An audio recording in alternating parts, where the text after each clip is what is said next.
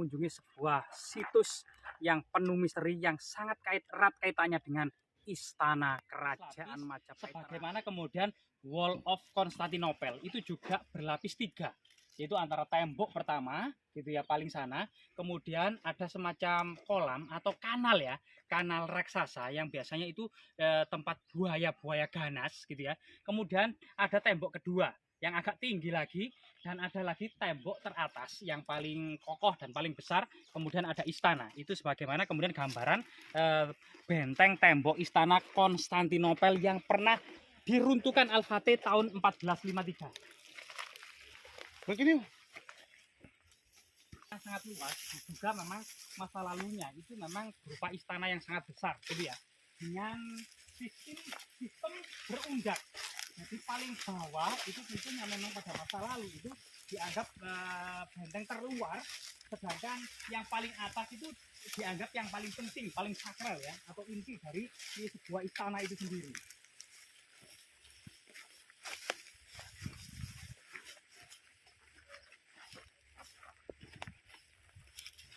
apakah mulanya ini keterkaitan gitu Pak, benteng-benteng di keterkaitan antara yang sisi timur, selatan, barat, dan utara?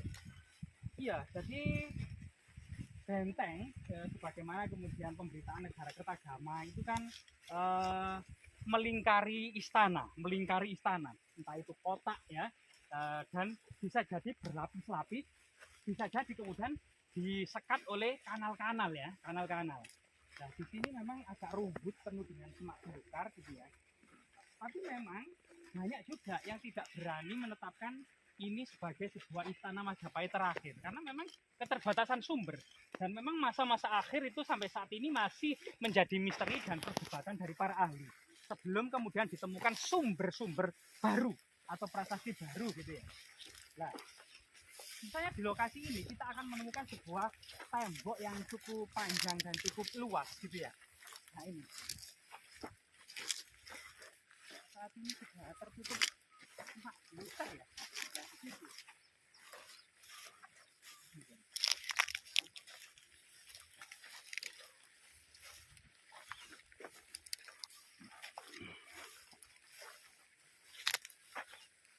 Memang mendalami sebuah fakta gitu ya, untuk kemudian menghubungkan tentang kesejarahannya membutuhkan literasi sumber-sumber historis.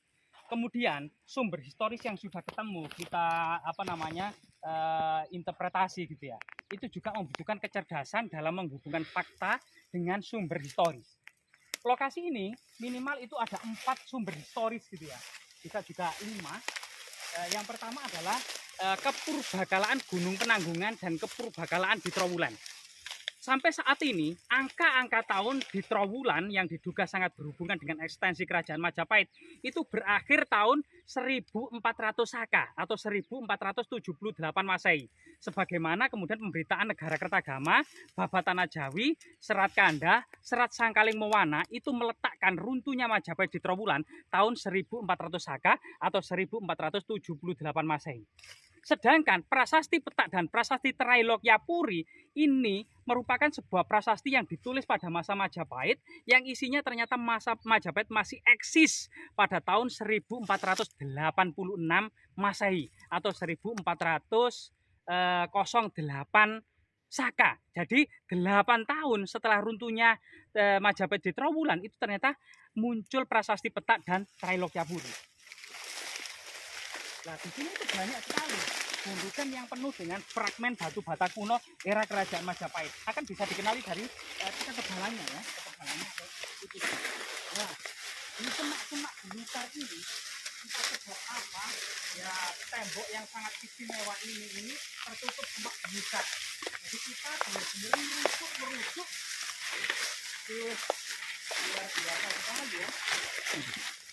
Wow. Ini ternyata. Jadi ini tembok batu bata kuno yang masih orisinil ya, masih rapat tanpa spis gitu ya. Dan di sini ada semacam rongga. Entah sebab apa ada sebuah rongga yang benar-benar membatasi antara tembok yang kanan dengan tembok yang kiri dengan struktur yang memanjang ke sana. Bukan retak ya. Bukan retak, tapi ini tembok ke sana. Kalau retak itu kan murai-murai. Ini Iya, masih benar, lurus iya, ini. benar. Jadi ada tembok yang sekat seperti ini. Jadi sumber historisnya itu selain kemudian kepurbakalaan, Trowulan dan Gunung Penanggungan, ada salah satu lagi ya yang bisa kemudian kita interpretasi.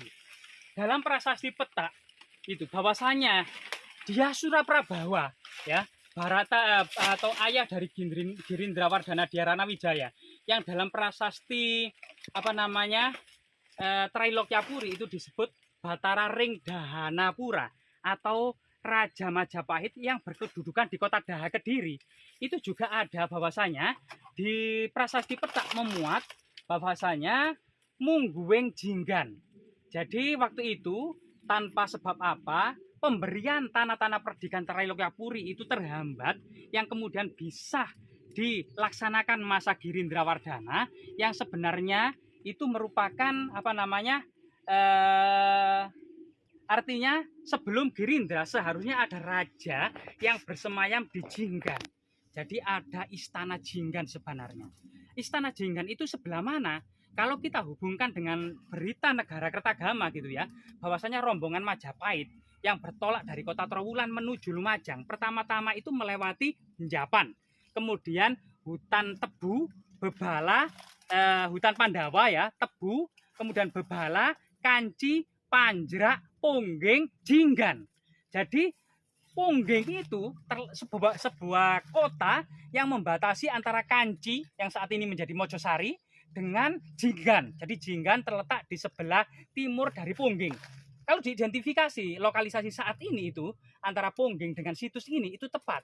Kemungkinan ini bisa jadi dihubungkan dengan pemberitaan dari prasasti Petak. Ini istana Jinggan dalam prasasti Petak ya, Mungguweng Jinggan atau seorang raja yang bersemayam di istana Jinggan.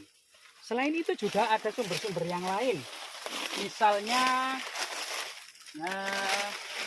Serat Bujanggamani. Nah, Serat Bujanggamani ini juga ditulis atau Bujanggamani melakukan perjalanan. Bujanggamani ini seorang pangeran Pakuan Pajajaran ya dari Bogor, itu berkeliling ke Pulau Jawa dan Bali, itu melewati pesisir utara. Dalam itu mencatat semua daerah-daerah yang dilaluinya maupun kemudian asrama-asrama dan pertapaan-pertapaan yang dikunjunginya. Termasuk kemudian dalam Serat Bujanggamani bahwasanya Bujanggamani setelah dari Majapahit hendak mengunjungi Rabut Gunung Gajah Mungkur melewati Pelintahan. Nah dari sini ada Majapahit yang dekat dengan Gajah Mungkur.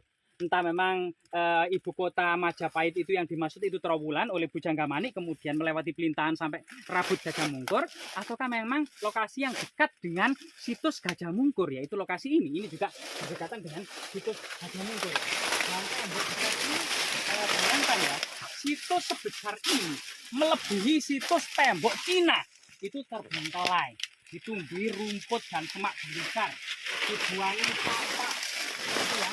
Dan di atas itu dibuat kandang. Nah, ini ada sekat lagi. Jadi setiap tembok itu ada sekat-sekat seperti ini. Ini adalah penemuan tembok Wall of Majapahit yang terbesar yang masih eksis hingga saat ini gitu ya. Yang strukturnya itu masih utuh.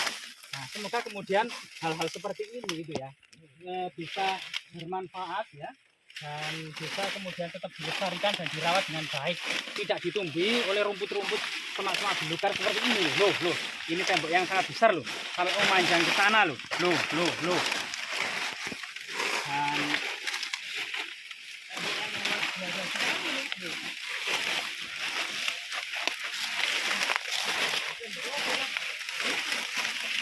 Wall of Majapahit yang melebihi Wall of China, The Great Wall of Majapahit, tembok besar Majapahit yang ternyata ini bisa jadi melebihi The Great Wall of China, melebihi tembok besar China ini.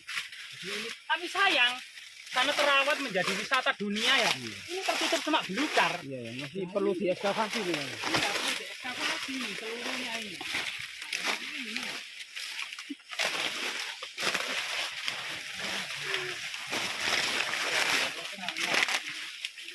Ini tambah tertutup ilalang-ilalang ini. Jadi ilalang-ilalang ini kalau kita buka gitu ya, kalau kita singkap atau kita sibak ilalang-ilalang ini, Ini di dalamnya ini merupakan tembok. Kayak Indonesia akan berjaya kembali dan yakinnya dan sangat optimis menjadi negara adidaya kembali. Jas merah, jangan sekali-kali melakukan sejarah.